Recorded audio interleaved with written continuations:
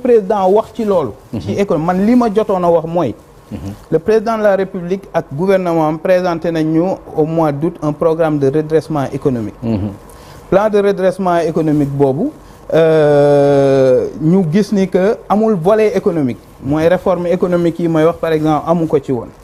mu ñëwaat tey déggaatuñu loolu loo xam ne dafa jëm ci les réformes économiques ñu gis ni que réew mi côté finance publique fii ñu toll nii. situation ñun ñëpp xam nañ ko buntu yëpp a tëju ba mu des benn mooy boutiquier wu koñ bi. boutiquier wu koñ bi doon le marché UEMOA. kooku tey ñu saturé ñu dem ba benn agence gis ni foofu rek la ñuy tibbee nee ñu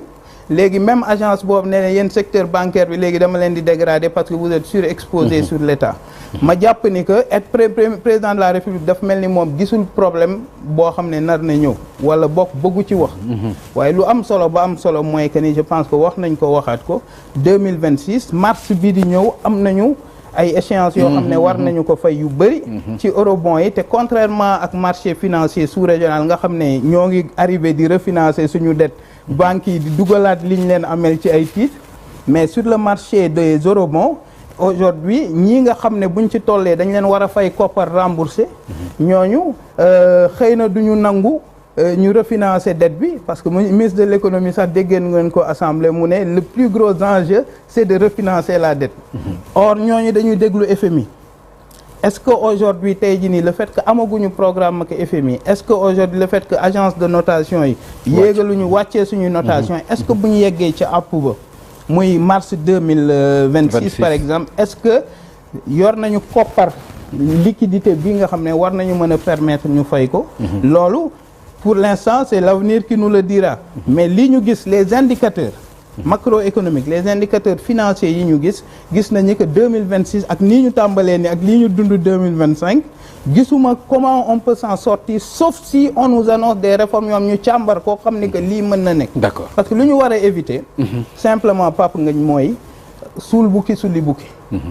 xam nga moi je suis très désolé et triste bu ma déggee parce que man Sénégal moo ma ñor defe naa moo ñu ñor ñun ñëpp c'est bien si on arrive à gérer te amuñu défaut mais am na solution ak la meilleure solution bu ñu nee tey jii ni ñoo ngi leb lii ñuy leb mu ngi ñuy permettre ñuy fayaat mais ce que ça veut dire que lii ñuy leb dañ koy fay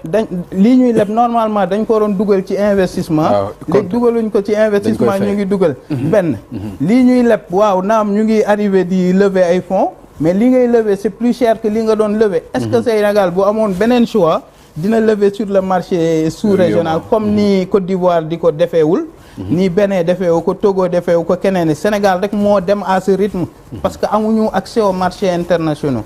est-ce que aujourd'hui suñu coobare la wala dañu amul choix et donc de ce point de vue on ne doit pas se satisfaire heureusement dégguma ko aussi ci discours président parce que xam nga lii nit ñi di wax d'habitude mooy que gis ngeen malgré tout le Sénégal a levé 1800 milliards dégguma président wax loolu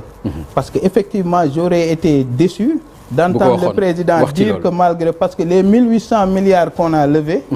la question qu'il faut se poser c'est à quel prix on les a levés est-ce qu'on les a levés toutes choses étant égales par ailleurs ou on les a levés devant la contrainte ñun ñëpp xam nañ ni en toute lucidité objectivité qu'on les a levés devant la contrainte d'accord merci beaucoup Madana alors Sidi Bara soo déggee li nga xam ni moom la Madana wax nga dégg discours bi nga xam ni président de la République wax na ko dafa mel ni président dafay ñëw ak miracle li may wax miracle mooy xar baax boo xam ni kenn xamul fan lay jóge parce que moom xam ko mooy ku xam économie la wax dëgg yàlla ku xam li muy wax la ci wàllu koom boo ko déggee mu wax ak li président wax dalale ko suñu xel dafay mel ni président kàddu yi da ko teg ci wàllu politique ngir géntuloo askan wi mais ci jafe-jafe yi ñu jëm à la budde dinañ fa egg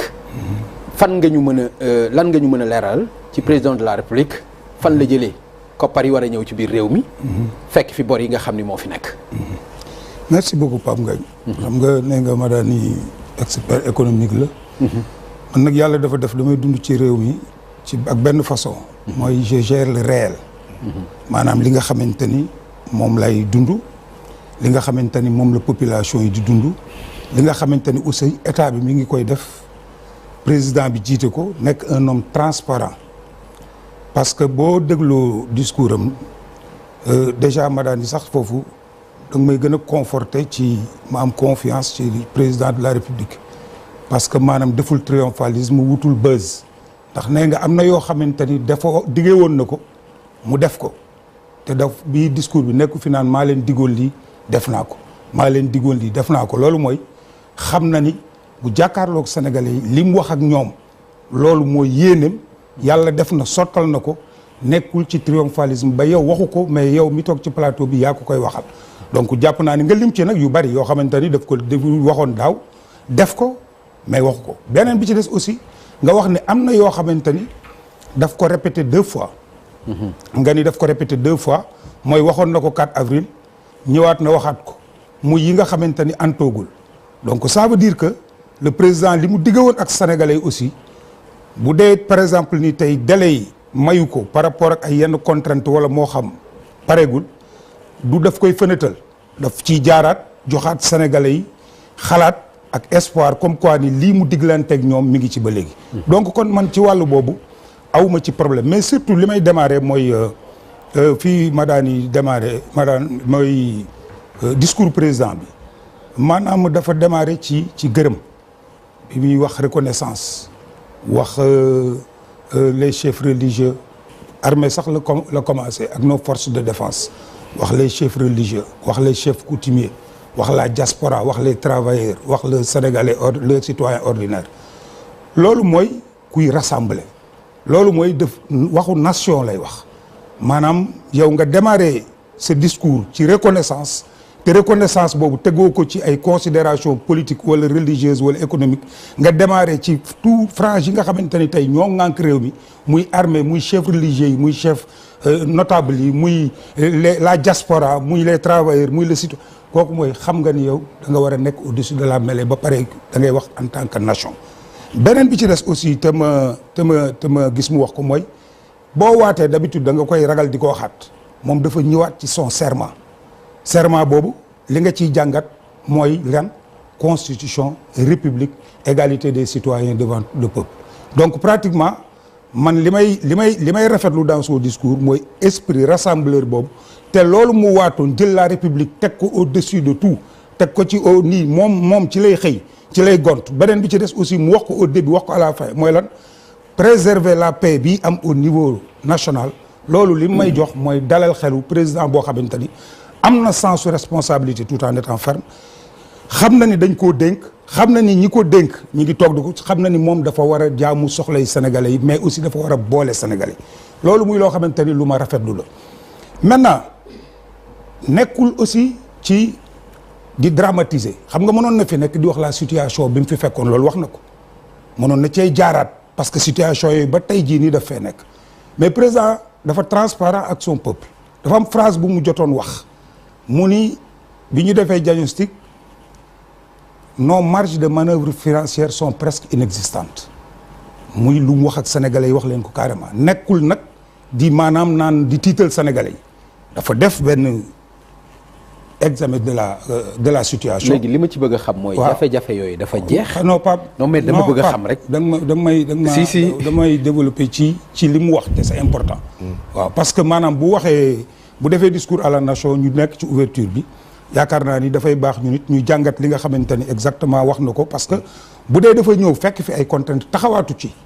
mais moom mu wane ni ba mu ko waxee après lan la def mooy yëfu kilifa mooy wuti ay solution mu ni la ci biir jafe-jafe yooyu am terewul wàññi nañ lii bi ñu defee loolu am na 342 milliards yu duggaat ci sénégalais yi. 43. waaw 343 yu duggaat ci sénégalais yi waaw donc 43 mu wax loolu. benn néewul yokk nañ prix de wàññi nañ prix yi la wax malgré nag situation bi fa amoon beneen bi ci des aussi mu ni la bi ñu takkee suñu ceinture. yenn dépense de fonctionnement yi ñu wàññi ko négocier waat yenn contrat yi def lii def lële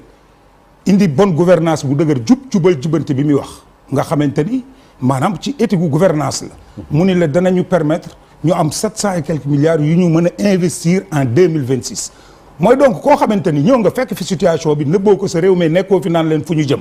wuti naa solution solution yooyu lan la indi mooy bonne gouvernance mooy sous ma direction fexe nañ ba le gouvernement def lii ci ay économie ba tax na wàññi nañ suukar si wàññi nañ li wàññi ba le 1er janvier bi aussi dañuy wàññi courant bi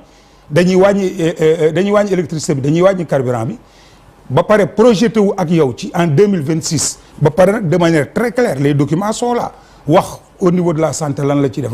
transparence boobu muy def ba mu yoree réew mi ak loolu ba léegi yaakaar naa li muy wax sénégalais yi moom sénégalais yi ngi koy dégg li muy wax sénégalais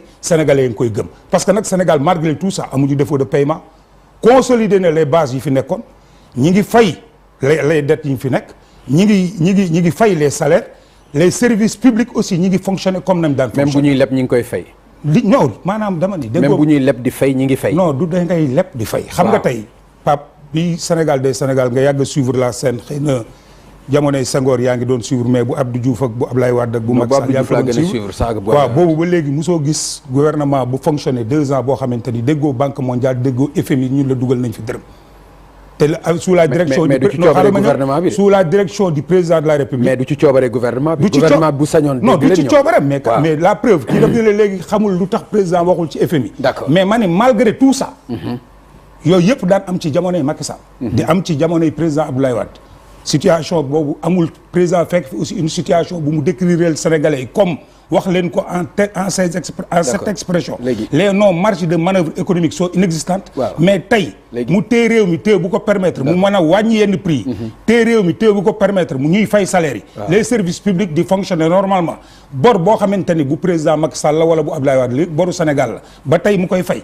je pense que ni man discours am. d'accord balaa ñuy duggaat nag ci biir affaire yi. d'accord dama koy féliciter ci discours am.